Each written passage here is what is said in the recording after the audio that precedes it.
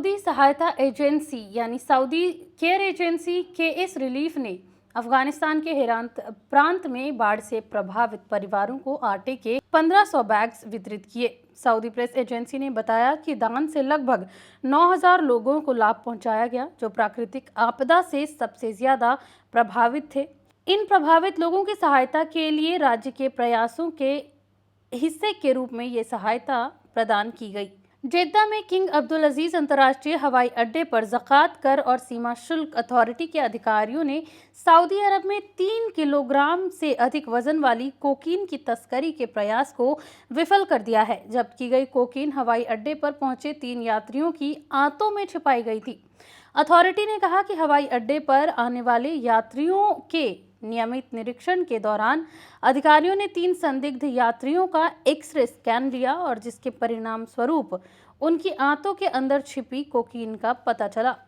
Authority ने note किया कि आंतों के अंदर छिपी ड्रग्स की तस्करी के प्रयास हेरोइन और कोकीन जैसी ड्रग्स को लाने के लिए तस्करों द्वारा इस्तेमाल किए जाने वाले प्रमुख तरीकों में से एक है, लेकिन अथॉरिटी ऐसे प्रयासों को विफल करने के लिए सभी प्रयास कर रहा है ताकि समाज की और देश की सुरक्षा की जा सके। सऊदी अरब के किंग अब्दुल अजीज अंतर्राष्ट्रीय हवाई अड्डे ने ऐसे सामानों को लेकर घोषणा की है जिसे फ्लाइट पैसेंजर्स को ले जाना मना है। बता दें कि जेद्दा में किंग अब्दुल अजीज अंतर्राष्ट्रीय हवाई अड्डे ने घोषणा की कि फ्लाइट पैसेंजर्स के सामान में कुछ 30 वस्तुओं को ले जाने पर प्रतिबंध लगा दिया गया है।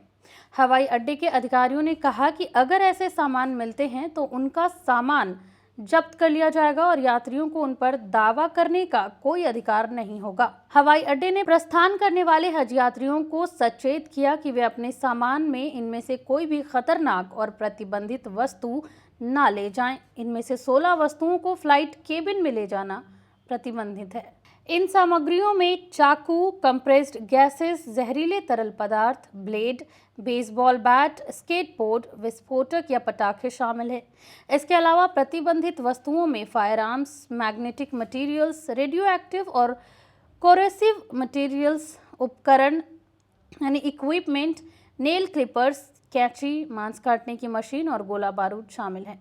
खतरनाक सामग्रियों की सूची जिन्हें सभी सामानों में ले जाने की से प्रतिबंधित कर दिया गया है, इनमें oxidants, organic peroxides, radioactive materials, electric shock devices, disabling devices, automatic skateboards, liquid oxygen devices, माचिस, लाइटर और ज्वलनशील तरल पदार्थ जो संक्रमण फैलाते हैं जैसे 14 आइटम्स शामिल। बता दें कि प्रतिबंधित सामग्रियों में कंप्रेस्ड गैसेस, विस्फोटक या पटाखे, आग्नेयास्त्र और नकली हथियार, चुंबकीय सामग्री और संरक्षक सामग्री शामिल हैं। हवाई अड्डे के अधिकारियों ने जोर देकर कहा कि इन 30 निषिद्ध वस्तुओं को जब्त कर लिया जाएगा और यात्रियों को उन पर दावा करने का कोई अधिकार नहीं है। यात्रियों से अधिक जानकारी के लिए अपनी संबंधित एयरलाइंस से संपर्क करने का आग्रह किया गया है। सऊदी में जेद्दा नगर पालिका ने अल बगदादिया पड़ोस की सड़कों के फुटपाथों को प्रीपेड पार्किंग में बदल दिया है, जिसको लेकर निवासी के साथ प्रवासी भी परेशान हैं। एक वेबसाइट के अनुसार स्थानीय नागरिकों ने और विशेष रूप से अस्पतालों में ले जाने वाले लोगों ने स्थानीय सरकार, ग्रामीण और सेटलमेंट अफेयर्स के मंत्रालय से अनुरोध किया है कि नगर पालिका को फुटपाथों को प्रीपेड पार्किंग में बदलने के फैसले पर एक बार फिर से सोचना चाहिए। बता दें कि नागरिक समेत प्रवासियों का कहना है कि इससे हर किसी को परेशानी होती है। इस फैसले से स्थानीय नागरिक और विदेशी दोनों ही पीड़ित हैं।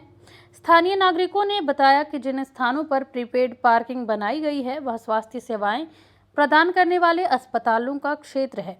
ऐसे में स्थानीय नागरिकों का कहना है कि वे गाड़ी खड़ी कर जल्दी जल्दी अस्पताल जाते हैं और जब वापस आते हैं तो गाड़ी नहीं मिलती।